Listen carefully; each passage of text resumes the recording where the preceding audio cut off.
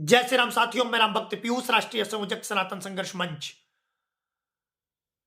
पहलगाम में घटना घटित होती है, 26 हिंदुओं की हत्या कर दी जाती है और सभी लोग एक स्वर में आवाज उठा रहे हैं कि हिंदू समाज में एकता होनी चाहिए और यह एकता न होने का परिणाम है कि ऐसी घटना घटित होती है। आज मैं कहता हूं कि कितने लोग सच्चे मन से सनातनियों के साथ खड़े हैं, इस पर भी आप लोग अवश्य विचार करिएगा। दूसरा, पहलगाम में अटैक होता है और एयरलाइंस का किराया 7वें आसमान पर चला जाता है, इसकी जिम्मेदारी कौन तय करेगा? चौथा, आज जो हिंदू समाज एकता की बात कर रहे हैं बड़े बड़े गद्दियों पर बैठकर, क्या उन्होंने कभी सच में हिंदुओं का साथ दिया या सिर्फ हिंदू राष्ट्र के नाम पर लॉलीपॉप खिलाया? मेरी बात अवश्य कुछ लोगों को बुरी लगेगी, लेकिन सत्य यही है कि आज सबसे ज्यादा हिंदुओं की लाश पर राजनीति की जा रही है। आज सबसे ज्यादा हिंदू समाज के बच्चे जेल में हैं। क्यों? क्योंकि किसी ने गौरक्षा का काम किया, किसी ने धर्मांतरण रोकने का प्रयास किया, लेकिन आज उनकी सुनवाई करने वाला कोई नहीं है।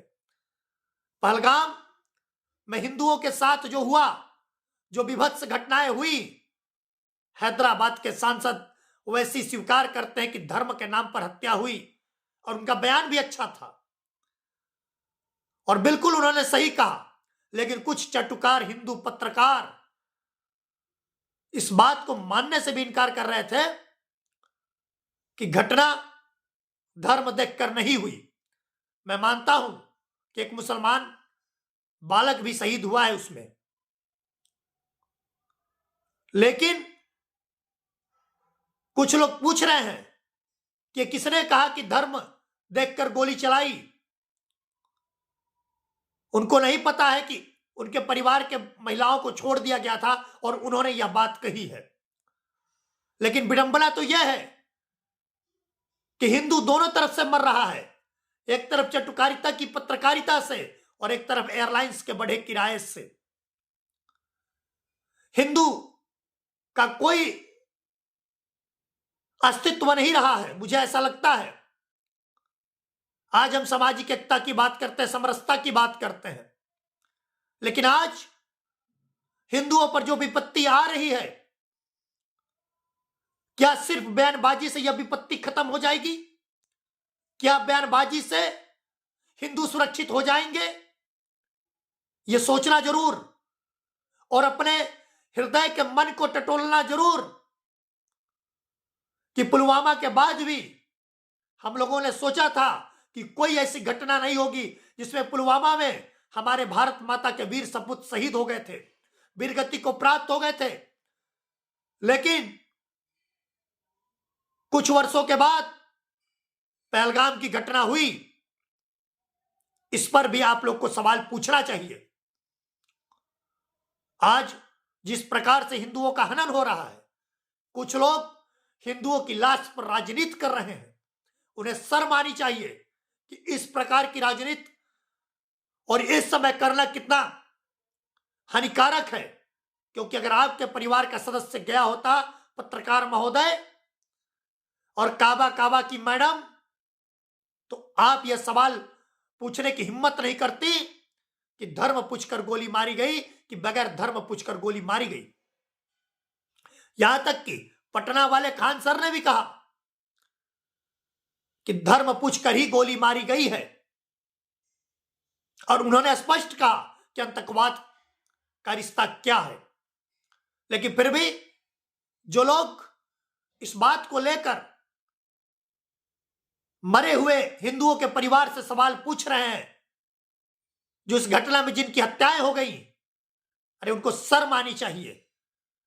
अभी झारखंड में एक व्यक्ति ने इस घटना की प्रशंसा की, उसे झारखंड पुलिस ने गिरफ्तार किया।